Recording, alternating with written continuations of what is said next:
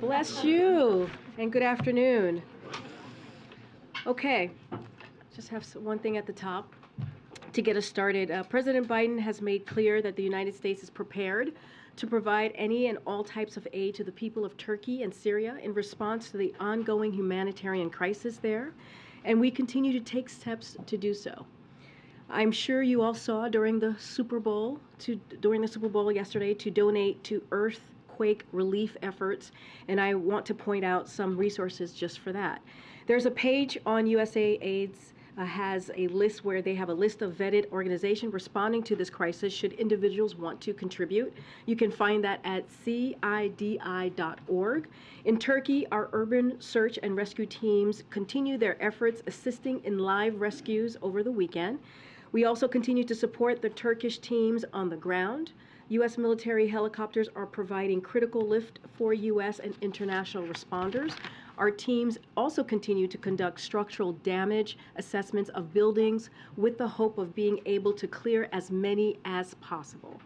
To date, they have assessed more than 5,500 buildings, allowing thousands of people who are currently displaced to be able to return home. In Syria, cross-border aid shipments have increased. Yesterday, a fourth UN convoy of 10 trucks from a U.S.-supported humanitarian partner successfully crossed into Syria from Turkey. That brings the total to 52 UN trucks, but more needs to be done. It's critical for the Security Council to authorize 2 additional crossings to help deliver life-saving assistance. We cannot delay any longer. Again, I want to emphasize that any U.S. or international sanctions include exemptions for humanitarian, medical, food, and other aid. And one last thing before I turn it over to the Admiral, I just wanted to make sure we address this from the White House. I know there have been questions and concerns about this, but there is no indication of aliens or extraterrestrial activity with these recent takedowns. Again, there is no indication of aliens or terrestrial activity with these recent takedowns. Wanted to make sure that the American people knew that, all of you knew that, and it was important for us to say that from here because we've been hearing a lot about it. I'm not. Would you tell us? I'm just, I loved E.T., the movie, but I'm just going to leave it there. With that, with all seriousness, I know there's a lot of questions about the flying objects. Admiral John Kirby is here with us today, and he's going to have a couple things to say at the top about it, and then take your questions, okay? Thanks for clearing that up. Anytime. Makes my job easier. I do have quite a few comments here at the top, so I do hope that you'll just bear with me and then be happy to take whatever questions you might have. So I'd like to begin today by updating you on our efforts to recover the debris of several objects that the United States Air Force shot down over the last few days, as well as that of the spy balloon belonging to the People's Republic of China. And I'd like to put into some context for you how we have worked and are still working to better understand the issue of high-altitude, low-speed craft. Now, let me start with the Chinese program. When President Biden came into office, he directed the U.S. intelligence community to do a broad assessment of Chinese intelligence capabilities and to ensure that we were working to detect and to protect against them. I think for reasons that you will all understand, we cannot publicly go into many details about how we discover and counteract foreign intelligence collection efforts, because much of what we have done and are doing is, of course, sensitive. But we were able to determine that China has a high-altitude balloon program for intelligence collection that's connected to the People's Liberation Army. It was operating during the previous administration, but they did not detect it. We detected it. We tracked it. And we have been carefully studying it to learn as much as we can. We know that these PRC surveillance balloons have crossed over dozens of countries on multiple continents around the world, including some of our closest allies and partners. We assessed that at this time, these balloons have provided limited additive capabilities to the PRC's other intelligence platforms used over the United States. But in the future, if the PRC continues to advance this technology, it certainly could become more valuable to them. The President also instructed the intelligence community to take a broad look at the phenomenon of unidentified aerial objects. Indeed, President Biden conducted the first ever daily intelligence briefing session devoted to this phenomenon back in June of 2021. He was briefed that this is not just an issue for the United States, but one for the rest of the world. And as I said, our friends and our partners are dealing with this as well. We worked on a bipartisan basis to stand up an office at the Pentagon to study this, in partnership with the intelligence community, academic institutions, and the private sector. These unidentified aerial phenomena have been reported for many years without explanation or deep examination by the government. President Biden has changed all that. We are finally trying to understand them better. Now, in light of the Chinese balloon program and this recent incursion into our airspace, the United States and Canada, through NORAD, have been more closely scrutinizing that airspace, including enhancing our radar capabilities, which, as the commander of NORTHCOM and NORAD, General Van Herk, said just last night, may at least partially explain the increase in the objects that have been detected. Slow-moving objects at high altitude with a small radar cross-section are difficult to detect on radar. Even objects the size of the Chinese spy balloon, which had a payload the size of roughly 3 school buses, were not picked up by previous administrations or other countries. We also know that a range of entities, including countries, companies, research, and academic organizations, operate objects at these altitudes for purposes that are not nefarious at all, including scientific research.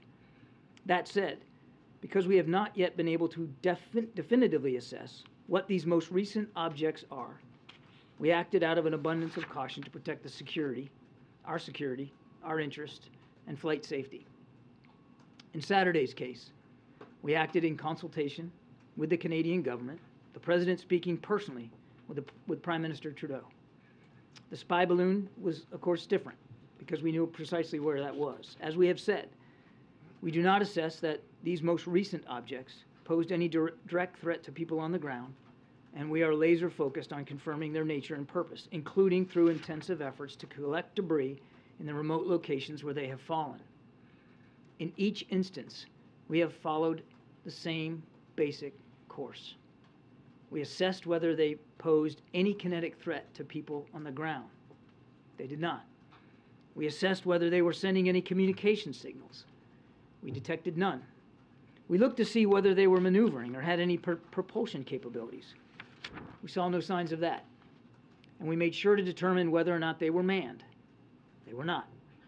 We did, however, assess that their altitudes were considerably lower than the Chinese high-altitude balloon and did pose a threat to civilian commercial air traffic. And while we have no specific reason to suspect that they were conducting surveillance of any kind, we couldn't rule that out. That is why the President, at the recommendation of the Secretary of Defense, the Chairman of the Joint Chiefs of Staff, and the NORTHCOM NORAD commander, gave the order to shoot them down.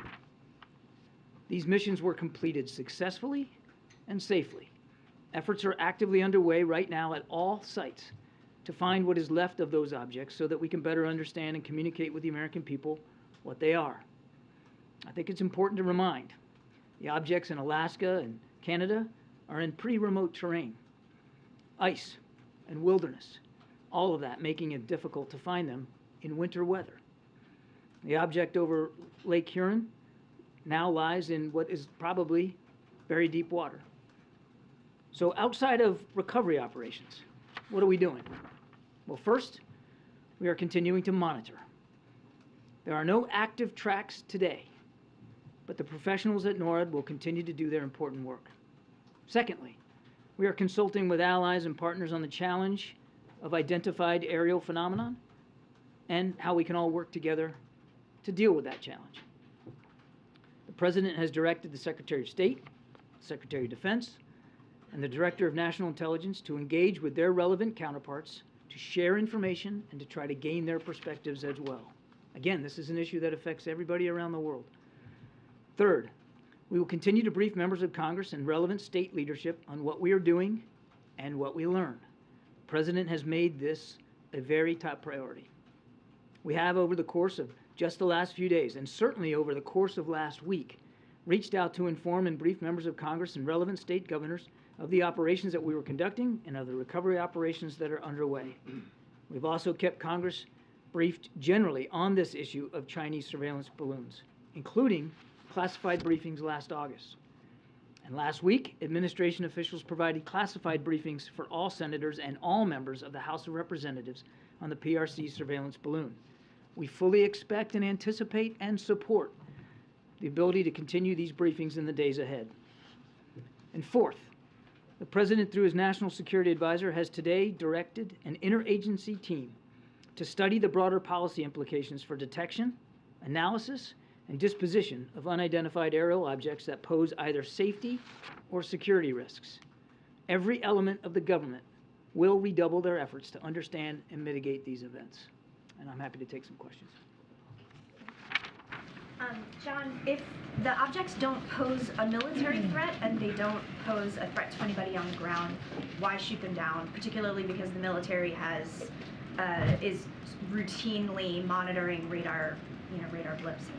I kind of covered that in the opening statement. Two real reasons here. First, there was a very real potential risk to civilian air traffic. The one shot down on yesterday was about 20,000 feet, and the two shot down Friday and Saturday were at about 40,000 feet. And as you know, transcontinental air traffic is roughly around 30,000 feet. It depends, of course, on weather. And so because we assessed that they weren't manned and weren't being controlled, therefore left to atmospheric conditions, the real risk to safety of flight was a problem.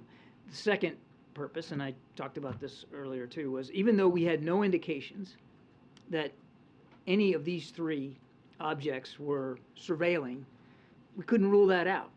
And so you want to err on the side of safety here in terms of protecting our national security interests, and the fact that these objects could have and likely did at some point in their path transit over potential military sites of ours or sensitive sites. So again, out of an abundance of caution for those two reasons, the President, with the recommendation of his military leaders, directed them to be taken down. Because it's so unprecedented, should the public be hearing from the President directly on this? We have been, I think, as transparent as we can be. I won't speak for the President's personal speaking schedule, but I mean, he has been deeply engaged in every one of these decisions. He's been kept informed, including as of this morning, on what's going on with recovery efforts, and he's very much staying on top of the issue and directing his team to make sure we are properly consulting and briefing not just members of Congress but state leaders as well. And of course, we're also doing what we can in the public sphere. Can you give the European countries? Wait a second, sir. Excuse me. Thank you, John. What is the president's standard going to be going forward about when he orders an unidentified object shot down? It comes down to one simple formulation, and that's if at the recommendation of his military leaders he believes that the safety and security of the United States, that the safety and security of the American people, his prime responsibility, warrant that kind of a decision. So it's possible we could see these shoot downs on a regular basis like we saw over the weekend? I don't think it's useful for me to get ahead of where we are right now. The president will always side on preserving and protecting the safety and security of the American people. You said we're not flying any surveillance balloons over China. Are we flying any other kind of surveillance craft routinely over China? We are not flying surveillance balloons over China. I'm not aware of any other craft that we're flying over into Chinese airspace. And then finally, can you tell us anything more about this octagonal object? How big was it? We're still trying to assess what that was. I'm not going to get into a description. I've seen the press reports about what it looked like. I think we all need to be humble here in terms of what our ability is to positively identify stuff from fighter aircraft that are going several hundred miles an hour past, essentially, in terms of relative motion, a stationary object that was not very big. So we don't know what this exactly looked like, and again, we're still not sure exactly what the purpose of it was or who owned it. But we hope to be able to find out more once we can recover the debris from that one and from the other two as well.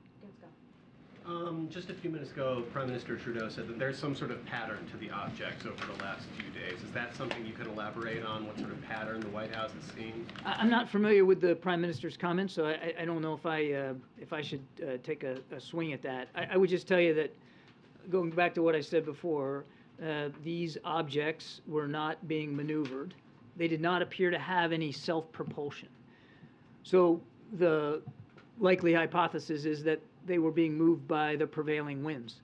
And maybe perhaps that's what the Prime Minister's talking about. I don't want to speak for him, but certainly as the prevailing winds, particularly at that altitude, go west to east across the North American airspace, I mean, there was a general common movement in that regard. And you spoke at the top about kind of reassessing radar given what happened with the initial balloon. Can you give us a sense, can we expect, should we assume that this is the regular number of these objects over the United States, that they've always been there and they just haven't been looked at the same way? Or is there any reason to expect that this is more than usual that are flying over? So two thoughts there. I mean, I think we can all get our heads around the fact that there are sometimes things floating at high altitudes for various purposes. As I said, scientific research, weather balloons, all manner of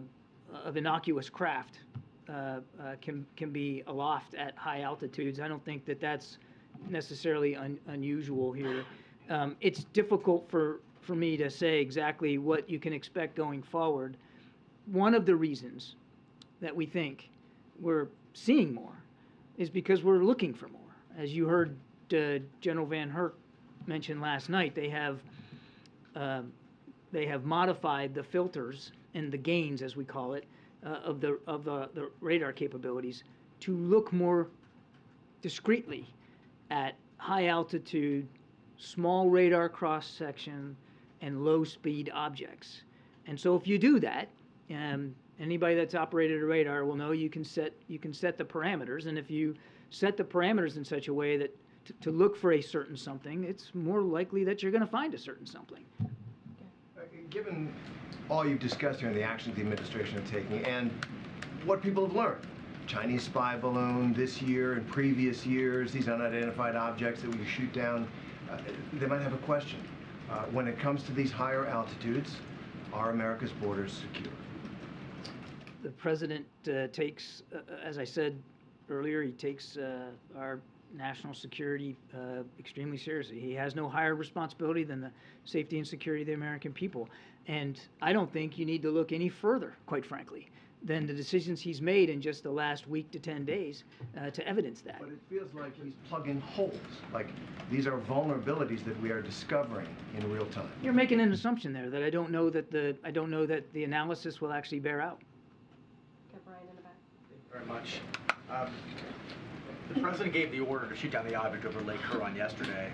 Where was he? What kind of information did he have when he gave that order? What was briefed to him? And how did he anticipate the outcome of that? He was here in the White House. He was kept constantly informed by his national security team and certainly by the military. He made that decision. I couldn't give you the exact time on the clock, but it was, I believe, mid to late morning, and then it was executed in the afternoon. Were there contingencies in place in case there was a reaction from a foreign government in reaction to shooting that object down? Was The the one president yesterday? anticipating the one yesterday? Yeah. Well, it was shot over. I mean, it was shot over Lake Huron and landed in what we believe to be the Canadian side of the lake. So we were obviously in constant communication and consultation with our Canadian counterparts, and they are rightly, because of where we think it splashed down. I mean, they're sort of in concert with the U.S. Coast Guard, but they are also involved in trying to locate the debris right now. But there was good communication with our Canadian allies. Signs of a foreign government taking a special interest in that object from yesterday?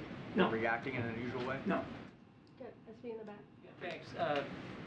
John, two questions. One, you mentioned early on that the China balloon might have been giving limited additive capabilities. I assume you're meaning onto their satellite surveillance.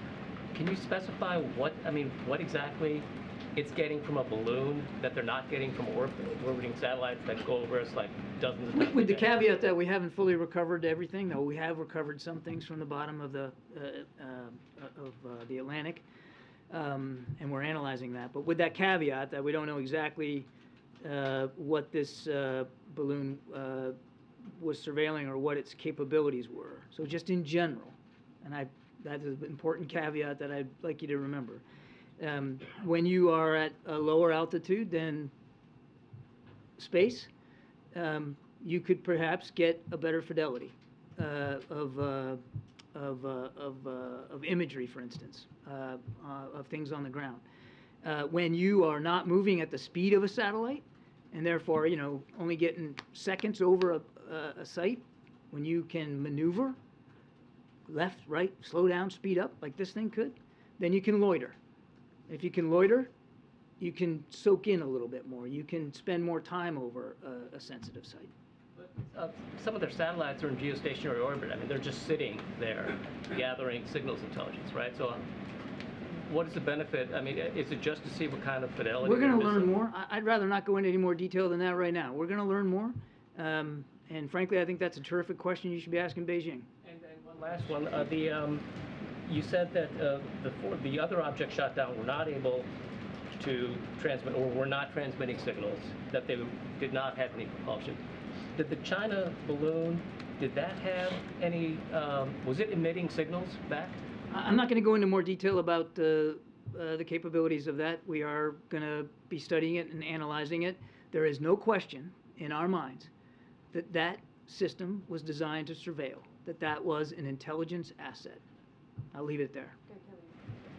Has there been any outreach from anywhere in the administration to the kinds of companies that produce weather balloons or other craft that would fit these descriptions that might be from the commercial or corporate world to say, is this yours, or any kind of outreach? Or have you been hearing from anyone who might say, we have ours, they're in this area? Is any of that going on now? I don't know of any conversations right now, Kelly, but one of the reasons why the president directed Mr. Sullivan to put together an interagency effort is to take a long look at that and try to learn a little bit better about who is up at that altitude doing what for completely legitimate purposes. I think we all recognize we need to probably have a better sight picture on that, and that's why the president wants this interagency effort to take a look.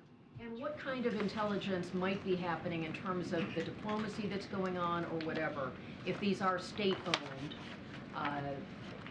objects. I'm not sure I understand what you mean. Is there a network of conversations that might be happening where someone might be able to say, based on this octagonal description, that, hey, that sounds like the so-and-so? I mean, is there some conversations that are happening that might be able to give us some descriptions? I mean, the short answer to your question is yes, and I talked about that in my opening statement. The president also directed Secretary Blinken, Secretary Austin, Director Haynes, to have these kinds of conversations with our allies and partners around the world, to share with them what we're learning, but also to get their perspectives. The Chinese were quick to say it's ours, but it was for commercial purposes. Yeah, again, we're going to have those kinds of conversations with our allies and partners to see what kind of experiences that they have had, what we can learn from them, what perhaps they can learn from us. And are we still with object, or can we call them balloons? Still with object. And just to follow up on Kelly's And question, I won't mess that up today. on the corporate angle, is there any expectation that this is going to affect the executive order on surveilling the U.S. companies and what they're doing in China and their I know of no operations such there? change to that executive order. Okay, and then is there, and you said a moment ago that there's no knowledge of a U.S. balloon or other craft over Chinese territory, just being cognizant of the fact that China has a different definition of what their territory is than the United States. Is there any U.S. surveillance aircraft over Taiwan, over the South China Sea that would fit into that? There is no U.S. surveillance aircraft over in Chinese airspace. Okay, even Chinese claimed airspace. There is no U.S. surveillance aircraft in Chinese airspace. Okay, and then just finally, is there any new formal approach that's being developed as far as how you're going to deal with these things on a systematic basis going forward? Is there a Well, review?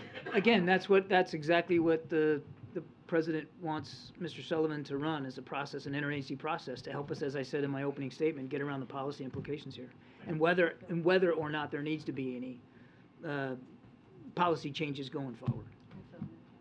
Thanks, John. There's no precedent for U.S. fighters taking down objects over U.S. territory, as far as I'm aware of. I guess my question is, you talked about the tweak in the radar systems. Yeah. Has there been a tweak in the threshold for the Pentagon presenting to the President signing off on military action related to anything over our airspace? I'm not sure I'm following what you In the mean. wake of the Chinese spy balloon, Yeah. the radars were tweaked, which is why you think you're seeing some of these things. Right. Has the decision about, or has the threshold for the use of fighters to take down objects also been tweaked? Has it been lowered? Has it been changed? We've never seen this before. All of a sudden, we've seen No, three actually, days. I'm sorry, I didn't understand it at first. No, I mean, and you heard General Van Herk talk about this last night. He's using established protocols to engage craft in the air, aircraft in the air, that can be legitimately brought down. And as he said last night, the best way to do that, certainly in a timely and efficient, effective way, was through fighter aircraft and through the Sidewinder air-to-air missiles. And they looked at, and he talked about this, they looked at other options to try to bring them down, to include gunfire, but that would have presented a greater risk to the pilots themselves. So this was the safest, most effective way to do that. Now, where we go from here, I think we just don't know right now in terms of whether there needs to be threshold changes, as you put out. I think it's important to just take a step back here, and remember what the president did was ordered these actions with the safety and security of the American people foremost in his mind, and there were very good reasons to do it. The military then, once given an order, determines how they're going to execute that order. General Van Herk decided that the best way to do this was with Sidewinder missiles and fighter aircraft. And just to quickly put a sharper point on it, this isn't reactive to the Chinese spy balloon in the sense of there was political pressure, and so we are going to act quickly to take down any objects over our airspace because of the pressure that came from, say, Republic. These were decisions based purely and simply on what was in the best interest of the American people. Thanks, Corinne. Thanks, John. John, does the U.S. government have video or imagery of these latest intercepts, and will you guys be releasing it? You'd have to talk to DOD about that, Jackie. I don't know what kind of imagery might exist, and they'd be the ones to talk about whether they're releasable or not. Obviously, certainly with respect to the spy balloon, we want to make sure that we are gleaning what we can from this imagery so that we can answer your questions better. And so to what degree there is or will or will not be public release, I do want to stress that, you know, we're going to want to make sure that we have had a chance to analyze that imagery for ourselves as much as possible. Following up on Phil's question, I mean, I guess what we're trying to discern is, you said earlier, you know, we're looking for these more, so we're finding more, and I said that could be one reason why we're finding more. one reason, but what we're getting at is, you know, why are we all of a sudden shooting them down? And to add to that, you know, the NORAD commander, for instance, said that when the first spy balloon was crossing over American and then Canadian airspace, one of the reasons that he couldn't take action was because his assessment was that it didn't pose a military threat or have hostile intent, and so he couldn't take action there. It seems like maybe that protocol has changed, or his ability to make that call where there is not an imminent threat militarily or physically might have changed. So can you explain to us what changed? Why are we shooting them down all of a sudden? I kind of feel like I took care of that in my opening statement, but I'm happy to revisit it. I mean, really two reasons here. And these are certainly in both cases, they're different. I mean, I think we need to separate the Chinese spy balloon. We knew what it was. We knew where it was going. We knew what it was trying to do. And by not taking it down, I mean, it was also a huge payload. Like I said, the size of 3 school buses. So really the option of shooting that down over land wasn't a legitimate option, because somebody really could have gotten hurt. And we used the time available to us, knowing what this thing was all about. We used that time to study it, to learn from it, to collect on it, then taking it down at the earliest opportunity in the water. And we have retrieved some of that debris off the bottom, and we're studying that. Hang on a second, I'll be right there. But so let's separate that from these other 3. And these other 3, what are some of the differences? Altitude's a big difference. Is that the threshold now? A risk to No, civilian aircraft? let me get through this, and then altitude's different. The Chinese spy balloon was at 60,000 plus, well outside commercial air traffic concerns. These 3 were right on the border of it, so there was a legitimate concern there. Chinese spy balloon, we knew exactly what that thing was, and we knew what it was trying to do, and we saw it, Jackie, as it slowed down, sped up, maneuvered a little bit, trying to get a look at what we believe to be sensitive military sites. These other 3, they didn't have propulsion, they weren't being maneuvered, it was basically they were being driven by the wind. We don't know for sure whether they had a surveillance aspect to them, but we can't rule it out. So there was enough uncertainty there that, again, out of an abundance of caution, doing the prudent thing, the president directed that they get taken down. And I get where you're going. Is this the standard going forward? And we're gonna dive into this. We're gonna learn from these 3 events. We're gonna continue to study what happened. We're gonna have an interagency effort that helps us get around the policy implications here, and we'll see where this goes. But bottom line for President Biden is, you got to do the right thing for the American people, for our safety and security. Is it strange that no one's claimed these yet as theirs? I can't say whether that's strange or not, since we're sort of in uncharted territory here, no pun intended. But we don't know, and I suspect that go ahead. I'm basically done. I'm basically done. Sir, what's your name, sir? Bo from CBS. Okay. Has the payload been recovered from South Carolina yet? The large so-called payload that's... Yeah, as I said, some of the debris, certainly they were able to take things off the surface like the next day, actually that afternoon, some of the balloon fabric. And in the days since, they have been able to recover some, not all, of the payload that sank to the bottom of the Atlantic. It's in about 45 feet of water. Weather conditions are pretty tough off the coast right now. Like today, for instance, they have not been able to get into the water and dive on it. But over the course of the weekend, they were able to raise some of the debris, including some of the electronics and some of the structure. Do you have an expectation of when all that payload is going to be collected? I don't. I wish if I could tell you that, I'd be a very wealthy man. I mean, it could take a long time, given the sea state and weather conditions and the degree to which we have to protect the safety of the divers. And then one last question. You said you were unsure of the surveillance capabilities of these latest objects. Last week we were told several times that every precaution was taken to ensure that the sensitive installations were covered. We don't know exactly what you all did, but has there been a Nor are you going to find out.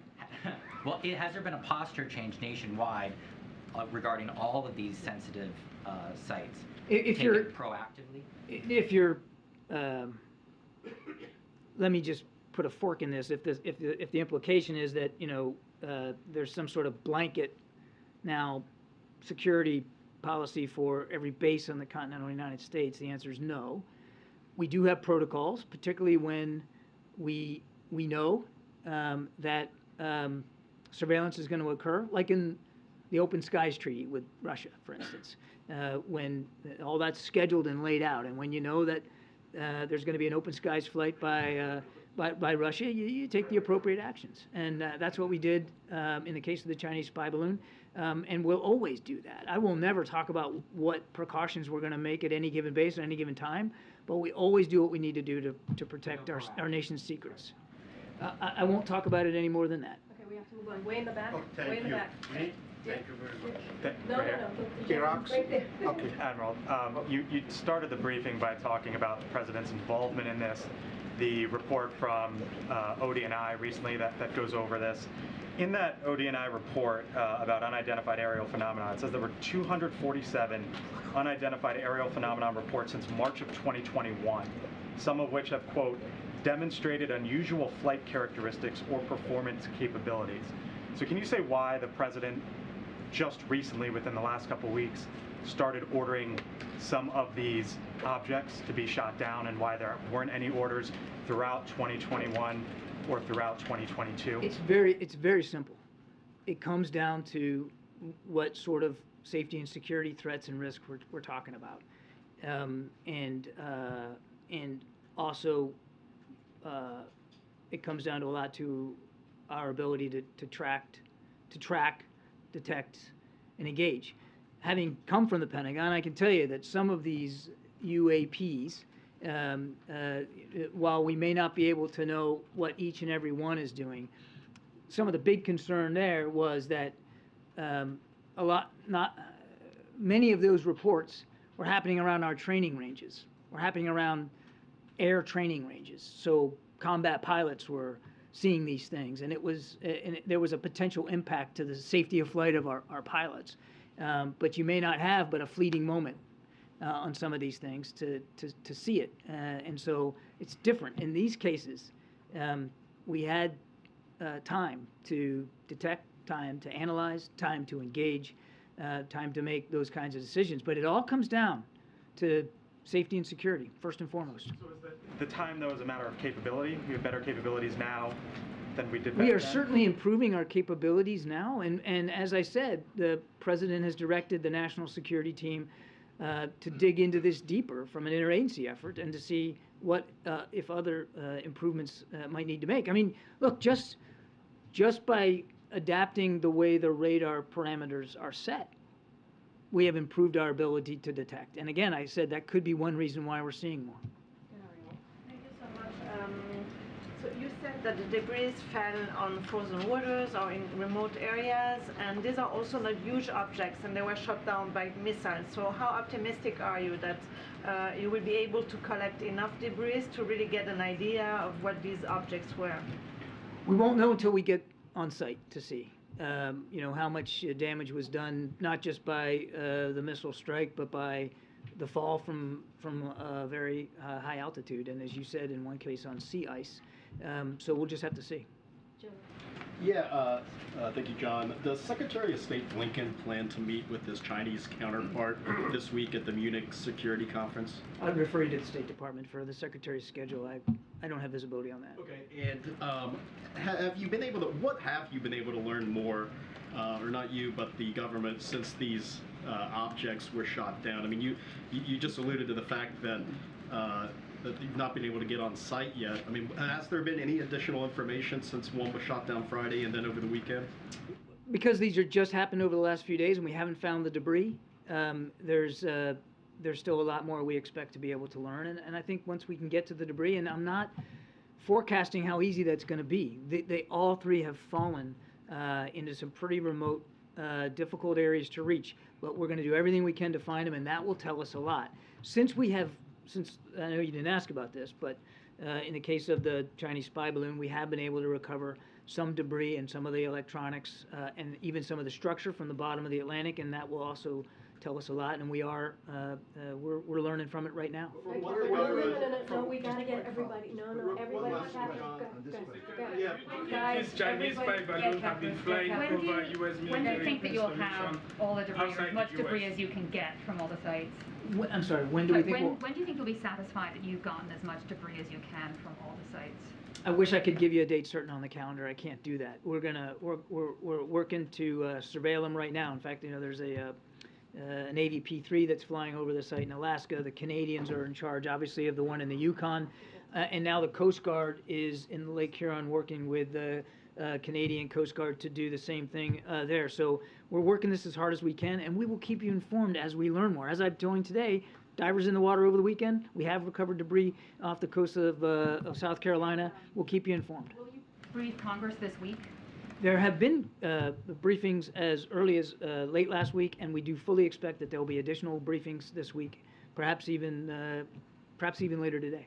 We're running out of time, Just on guys. Go ahead. Beijing's response, they've been very harsh. They said the first balloon was an accident and the last 3 objects were not theirs. How do you respond to that? Has the White House had conversations with Beijing about this, and can you share a little bit about that? We know the first one was Chinese. They admitted it. They claimed it was a weather balloon. We know it's not. These 3, we don't have attribution for right now. We don't know who owns them. So I'm not going to take anybody's word at face value here until we can get a chance to take a look at them. Are we in touch with the Chinese?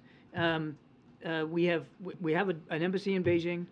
We maintain routine diplomatic conversations, and we have had over that spy balloon incident. We did have private discussions with senior Chinese leaders. Thanks. Thanks, Admiral. I know you just said that are you in touch with the Chinese? Is there any effort to arrange a call with President Xi at all? I'm not aware of any plans for that. If I could just ask a question on Israel, does the president plan to speak with PM Netanyahu about the moves his government is making to try to weaken the Israel judiciary? I have no calls or conversations to read out, but we are deeply concerned by some of the moves here with respect to settlements. The Moldovan president just recently has said that there was a Russian plot to sort of overthrow her government and break Moldova's path to Europe. It was something that President Zelensky himself had also warned about. Yeah. What is the U.S.'s assessment of this possible plot, and more broadly, what is the concern about Russia's attempts to sort of influence these pro-European governments in the region, even though it's right now focused on Ukraine, about other countries in the region? So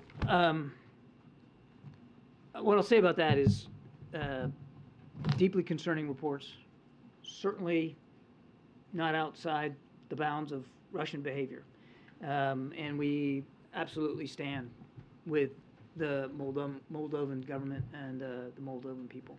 You have no confirmation from the U.S. side of intel? I know of no independent confirmation, but we're certainly not questioning the capacity, the will of the Russians and Mr. Putin to try to do that. It's perfectly right, a page right out of his playbook. First, yes, I was going to ask you a question. just one quick question. Have you established whether these are lighter than air or heavier than air? We have not. Okay, but we have to get to everyone, okay? You already had a question. Go ahead. All 3 shoot-downs in the U.S. occurred offshore, but the one in Canada occurred over land. So is it effective U.S. policy to not shoot down these objects over land for safety concerns? I wouldn't read into this some kind of policy decision. We will always, in deciding whether something should be taken down or not, consider the impact on the ground. When the Chinese balloon came down, the Chinese Foreign Ministry indicated that they would respond in a way that they were prepared to. If it turns out that the other objects are also Chinese in origin, is there a menu of options prepared to the president for how we would react? Terrific hypothetical. We're just not there yet. Go ahead. Yeah, so more like it's a relationship issue. You have the Chinese spy airship that went through. You've got China buying more oil from Russia. You've got China, opening up cases in the U.S. trying to steal U.S. technology from universities. President Xi is going to be meeting with the Iranian president. At what point do you review a big review of the U.S. relationship with China? And at what point does the president ask for a call from President Xi? Again, I don't have a call to talk about today. Let me just, again, level set here, and I know I'm running close on time, but sorry. No, it's not your fault. But the president met with President Xi at Bali at the G20. The whole purpose of that discussion was to move this relationship forward in a better way. Most consequential bilateral relationship in the world, the president knows that. And he wanted to move that relationship forward in a better way. And Secretary Blinken was dang near wheels up, trying to head to Beijing to have those kinds of conversations, to get some of these communication vehicles and venues back on track, whether it's climate change or military to military. We were willing to do that. We were looking forward to doing that. And then the Chinese decided to fly a surveillance balloon over the continental United States, and it wouldn't have been appropriate to have that meeting. When are those discussions going to get back on the calendar? I couldn't tell you. As Secretary Blinken has said, it'll happen at the appropriate time. Now is not that time.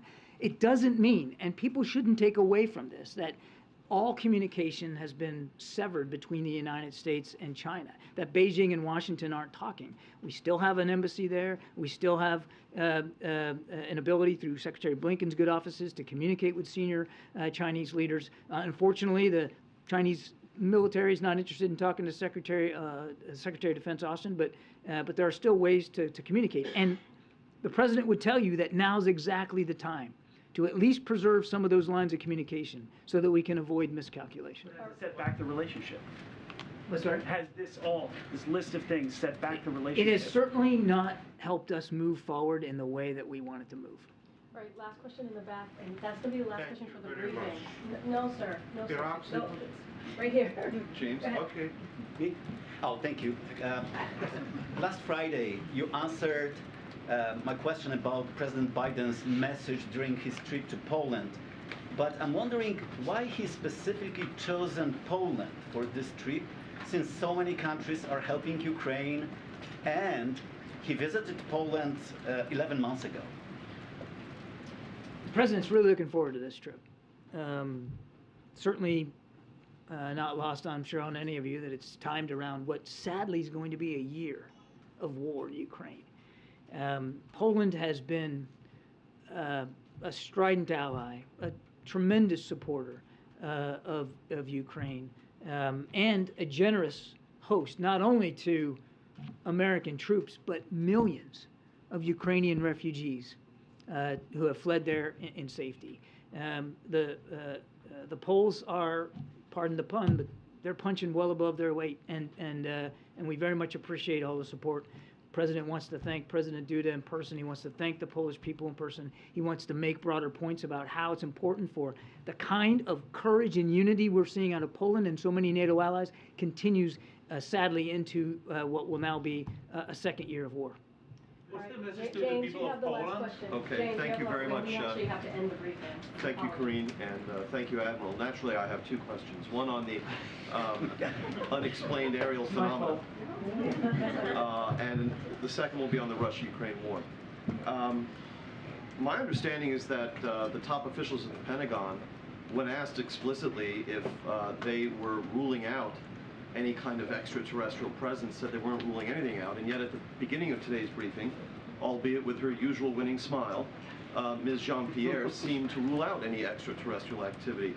I don't think the American people need to worry about aliens with respect to these craft, period. I don't think there's any more that needs to be said there.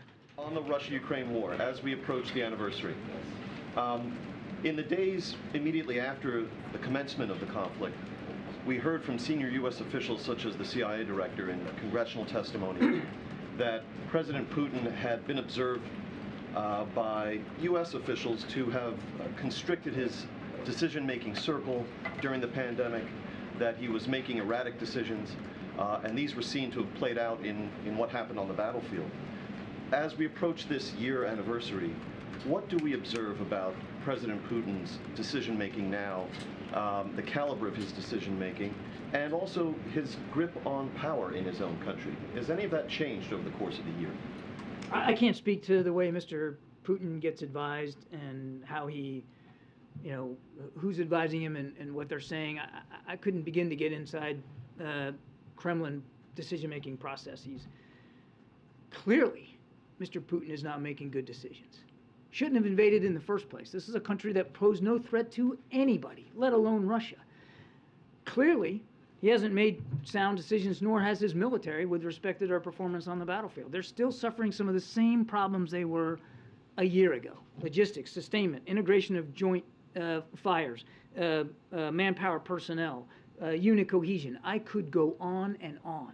The Russian military is still struggling. They have not surmounted these problems. And it's borne out by the fact that, he continues to change generals the way I change socks. So, I mean, he's still struggling. Sorry, guys, we have to end the briefing. I got to go into the Oval, but I will see you tomorrow. And thank you for the compliment on the smile. I appreciate that. But I'll be back tomorrow. Thanks, everybody. Have a great Wednesday.